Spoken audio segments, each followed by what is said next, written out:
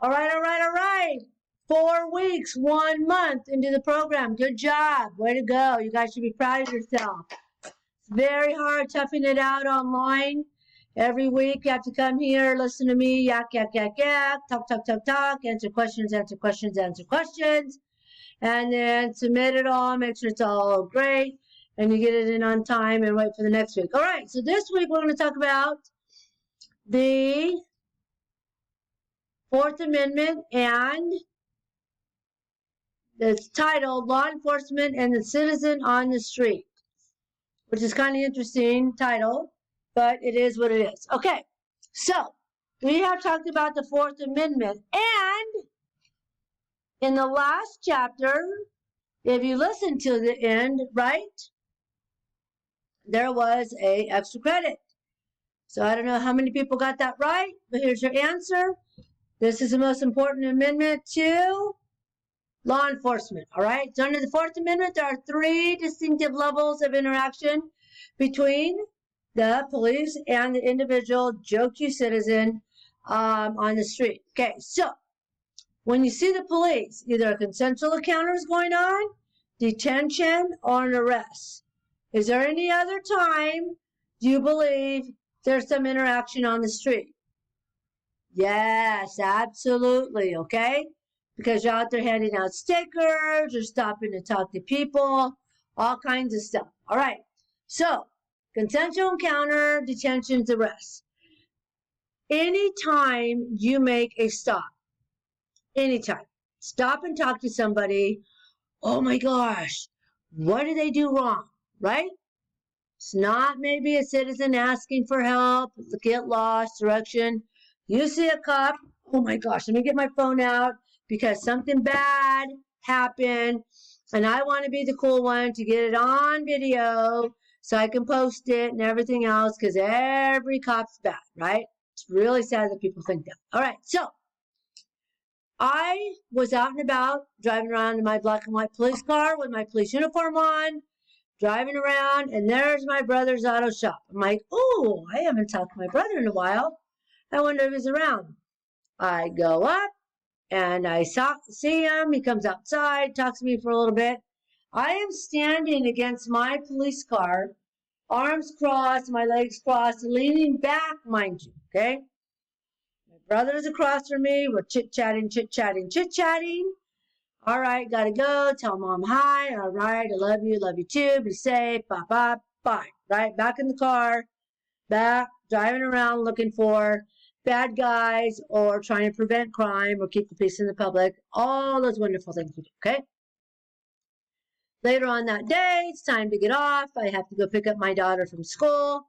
I pick up my daughter from school, and as we're waiting out in the parking lot to pick up our kids, here is Joe Q citizen. Oh my gosh, I saw you almost take down that Mexican guy today. Man, I just knew he was going to go to jail. I'm like, what? Mexican guy? I'm trying to think. Like, it's time I was going hands-on, and they see me getting ready. I got my baton out, or what's happening, right? So I'm like, where was this? Guess where it was? It was where I was talking to my brother. So in their mind, bad things already going to happen. Police stop and talking to citizen, my brother, some bad things happening, right? Can't just have a conversation. So there's more than just a consensual encounter, detention, arrest.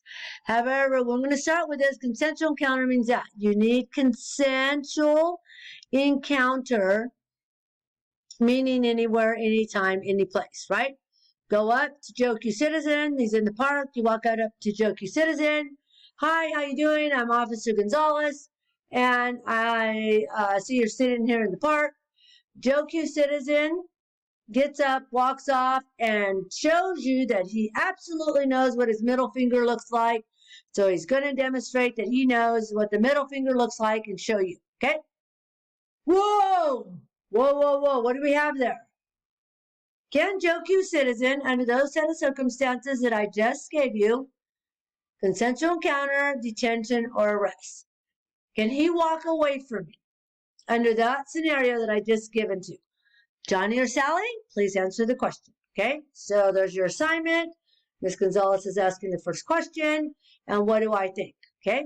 And then what out of these three things do you think that it falls underneath? Okay? Same scenario again. Same scenario again.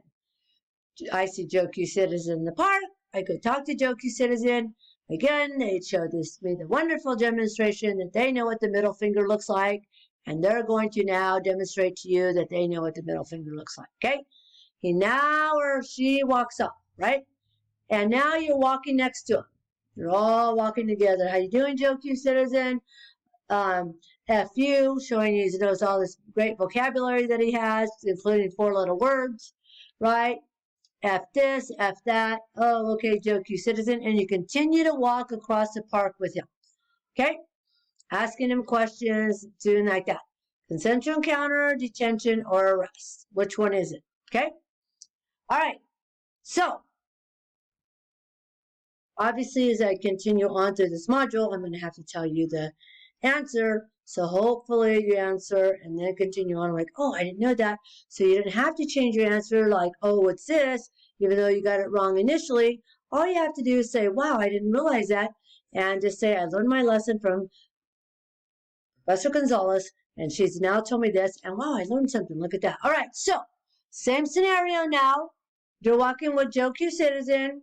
He gets up, does his whole shebang with his 4-letter word, showing the finger, blah, blah, blah. Here we go, okay?